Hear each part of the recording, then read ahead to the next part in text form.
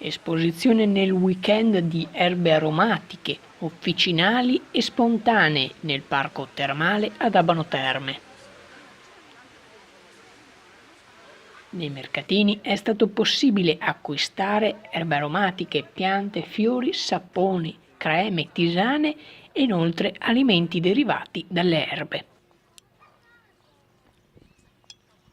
Domenica, inoltre, in occasione della Giornata Mondiale della Terra, sono stati donati ai bambini semi di piante mellifere e fiori da seminare per aiutare le api. Swisher Channel News, Abano Terme.